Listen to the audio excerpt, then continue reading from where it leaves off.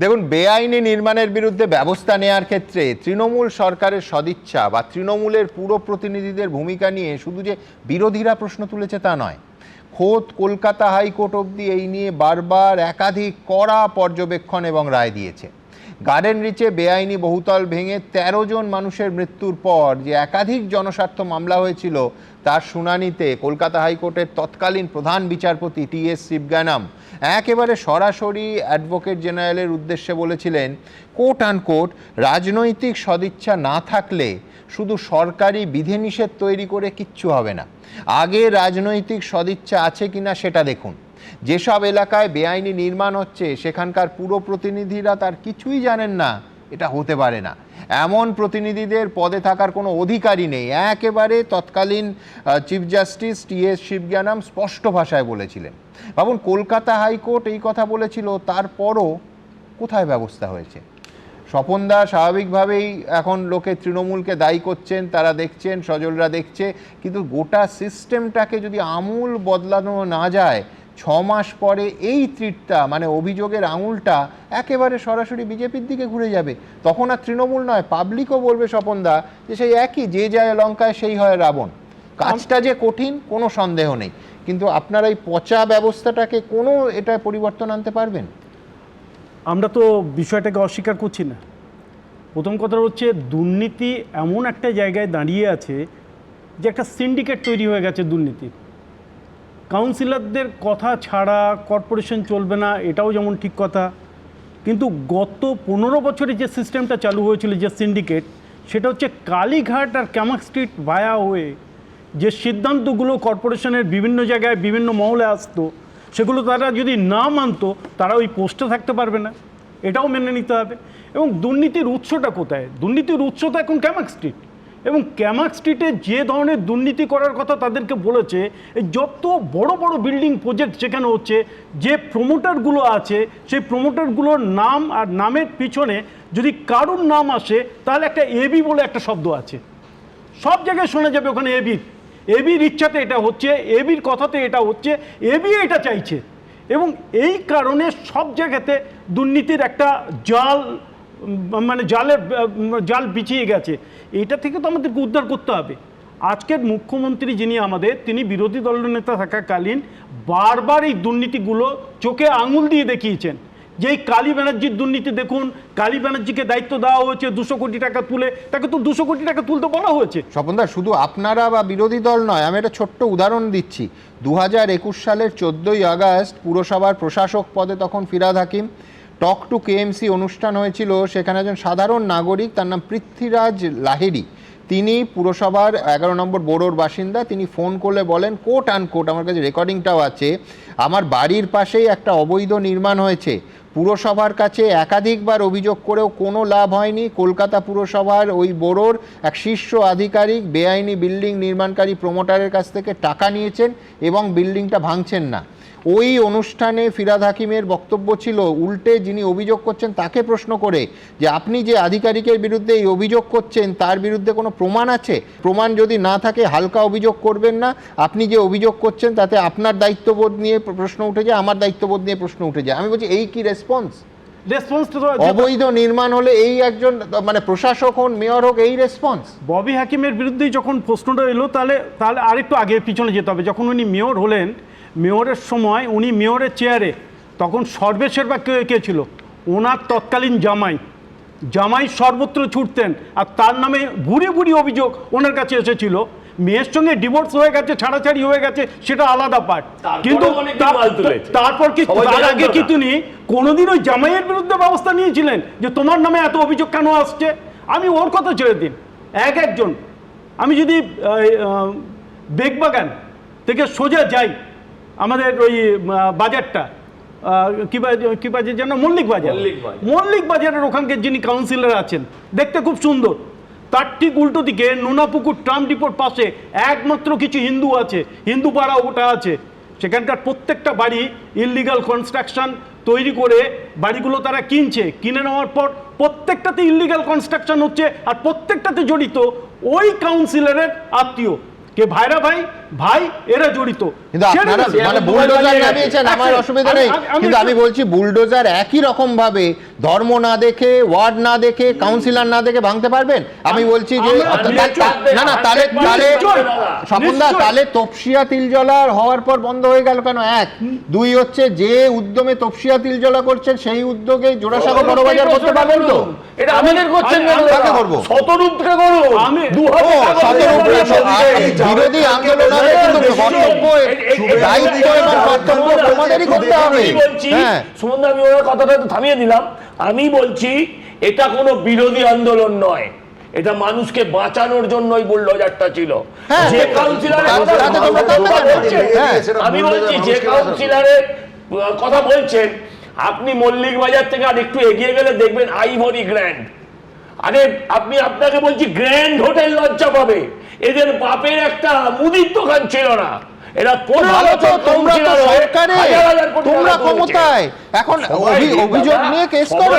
না না, আমি বলছি আছে তো, আমাদের 1.5 মাস সময় হয়েছে না ঠিকই আমরা, কিন্তু আমি বলছি শেষ পর্যন্ত ওই ঘুঘুর বাসাটা ভাঙার মানে প্রতিশ্রুতি তো অনেকেই দেন, কিন্তু শেষ পর্যন্ত কি ভাঙতে পারবেন?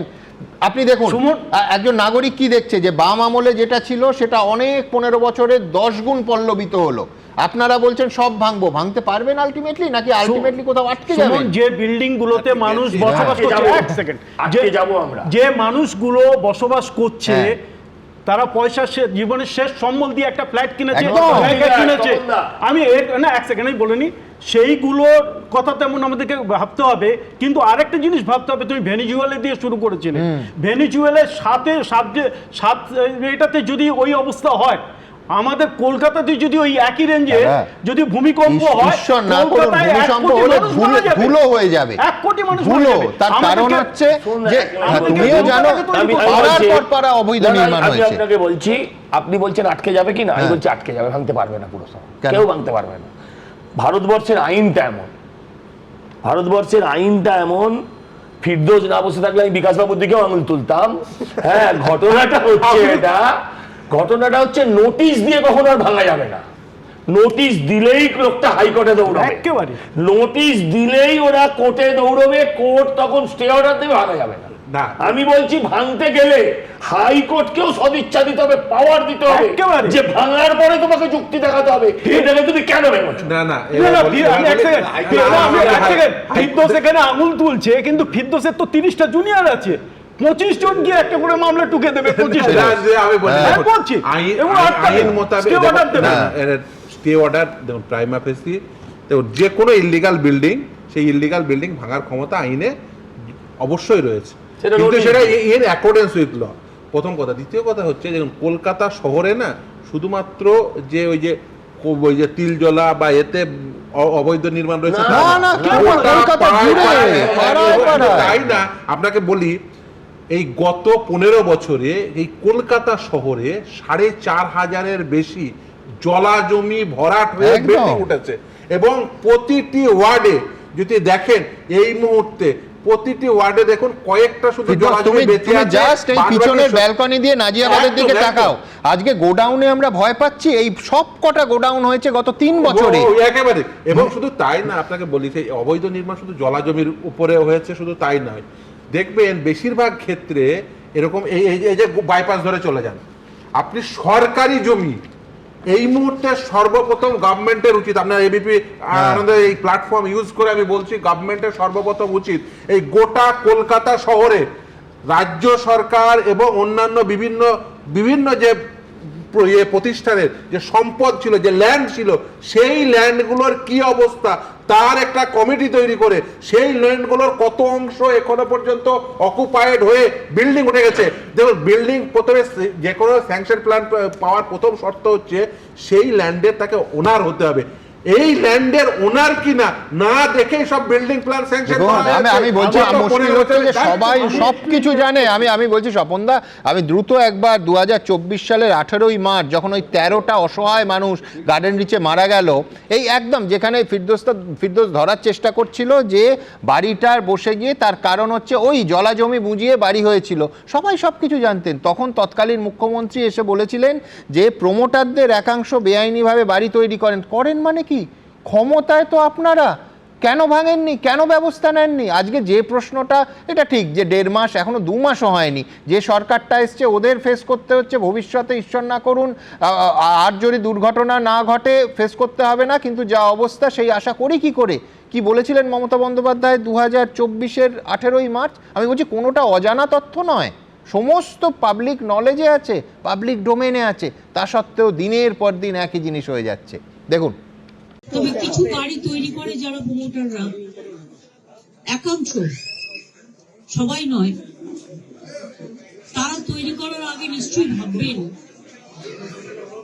তার আশেপাশে যে গরিব মানুষগুলো আছে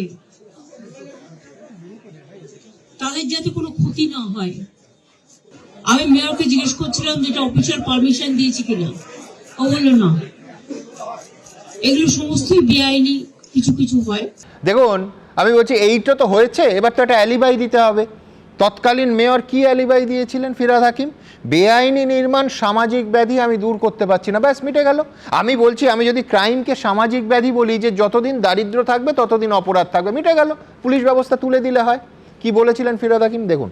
এটা একটা সামাজিক ব্যাধি হয়ে দাঁড়িয়েছে, এটা একটা এমন সামাজিক ব্যাধি যে আমি দূর করতে পারছি না।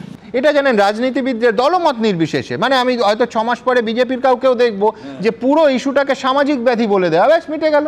আমি বলছি ডেঙ্গি যদি আমি মানুষের সচেতনতার ওপর ছাড়ি, যে মানুষ সচেতন নয় সেই জন্য ডাবের খোসা পরিষ্কার করছেন না, সেখানে জল জমে ডেঙ্গি হচ্ছে, ব্যাস পুরসভার দায়িত্বটা একদম মিনিমাম হয়ে গেল। এই খেলা বছরের পর বছর, দশকের পর দশক ধরে আমাদের এই রাজ্যে হচ্ছে। স্বপনদা, 50 বছর ধরে যে ব্যাধিটা চলছে সেটা যদি কেউ আমাদেরকে বলে আমরা রাতারাতি এটা বন্ধ করে দিতে পারবো, এটা তো সম্ভব নয়। বাল্মীকির আমল থেকে ডাকাতি চলছে, সেও সামাজিক ব্যাধি। আমি তো সামাজিক ব্যাধি বলছি না এটাকে, কিন্তু আমাদের সদিচ্ছা হচ্ছে এই জিনিসটাকে বন্ধ করব, এবং আমরা এটা করতে পারবো তার একটা কারণ আছে, আমি সেটা বলছি। তৃণমূল কংগ্রেস যখন লড়াই করেছে তার একটা বুথে 100 জন 150 জন ছিল, 100 জন লড়াই করেছে একটা বুথে 2 জন বা 3 জনকে নিয়ে। আমাদের দায়বদ্ধতা আছে 3 জনের জন্য, ওদের দায়বদ্ধতা ছিল 100 জনের জন্য। সেইখানটা থেকে একটা কথা বলে দিই, সেখানটা থেকে আমি একটা কথা বলে দিই, এক সেকেন্ড, সেখানটা থেকে বলে দিই, যেখানে যে বিল্ডিং তৈরি হচ্ছে, বিল্ডিং একটা প্রমোটার, ধরুন না আমি লিগ্যাল, সে একটা বিল্ডিং প্ল্যান পাস করালো, তাকে কিন্তু ওখানকার সিন্ডিকেটে যুক্ত, সিন্ডিকেটের মাধ্যমে বাড়িটা তৈরি করতে হচ্ছে। আর সিন্ডিকেট যারা আছে তারা হচ্ছে শাসক দলের, আর শাসক দলের তারা একদম বলে দেয় যে ভাই এই টাকাতে আমাকে দিতে হবে, করতে হবে। সে ওখানে যদি স্টোন চিপস কম দেবে, বালি কম দেবে, সিমেন্ট কম দেবে, রড কম দেবে, বাড়ি তো ভাঙবে। আমি বলছি আমার আশঙ্কাটা অন্য, সেটা হচ্ছে এই সিন্ডিকেটই সজল তোমাদের দিকে ঝুঁকবে যখন, তখন মানে এইভাবে বলতে পারবে। আমি বলছি আপনি আমাকে একটা কথা বলুন, ভাঙবো আমরা 100%, জনমতের দায়িত্ব নেগে বিপি আনন্দ। আমি বলছি যে এই যে বলছে তিলজলায় ভাঙবে না, তিলজলায় ভাঙবে না, বউবাজারেও ভাঙবে, সর্বত্র ভাঙবে, যেখানে বেআইনি দেখবে সেখানেই জনমত। আমি বলছি যে এমপিআরকে দায়িত্ব দিতে হবে না, এমনিতেই তোমাদের দিকে থাকবে, এমনিতেই। আমি একটু বলি, আমরা রাজনীতি করি, আমাদের জনমতকেও মাথায় রাখতে হয়। আমি আপনাকে বলছি, কাল যদি একটা বড় পথ দুর্ঘটনা ঘটে, যে মানুষ ফুটপাত দিয়ে হাঁটতে পারছে না বলে রাস্তায় কি যদি একদল মানুষ হঠাৎ চাপা পড়ে, আপনি তখন হকারদের পক্ষে থাকবেন কি থাকবেন না আপনাকে বলতে হবে। আমি চিরকাল শুনে রাখো, আমি চিরকাল হকার মুক্ত ফুটপাতের পক্ষে, তো এটা কোনো চেঞ্জ হবে না। না না আমি বলছি না, হ্যাঁ বিপি আনন্দের কথা বললে আমি তাই বলছি, বেআইনি দখলদারদের তোলার পক্ষে, পিরিয়ড। আমি বলছি এই বেআইনি দখলদারদের ভাঙতে যদি বুলডোজার পাঠানো হয়, তখনই একদল মানুষ গর্জে ওঠেন, তখনই তাদের মধ্যে বিভিন্ন রাজনৈতিক অ্যালিবাইগুলো চলে আসে। এইটা যতদিন না থাকবে, আমি বলছি শুনুন, ফেরিওয়ালা এক জিনিস, হকার্স মিন ফেরিওয়ালা, আর যারা রাস্তার ভেতরে কনস্ট্রাকশন করে ফেলেছে তারা দোকানদার। না না একদম একদম, সবথেকে বড় কথা যে দেখুন ঠিক আর ভুল কখনো তার সঙ্গে অন্য কোনো তথ্য যুক্ত হতে পারে না। সুপ্রিম কোর্ট, ফিরদৌস জানবে, কিছুদিন আগেই বলেছে যে ফুটপাত দিয়ে হাঁটার অধিকার পথচারীর, পিরিয়ড। এবং শুধু তাই না, দেখুন যেহেতু হকার নিয়ে কথা হলো, আমাদের দেশে না এই হকারদের বলেছে সাংবিধানিক অধিকার, অন্য কোনো শব্দ নয়। এবিপি আনন্দ, এগিয়ে থাকে, এগিয়ে রাখে।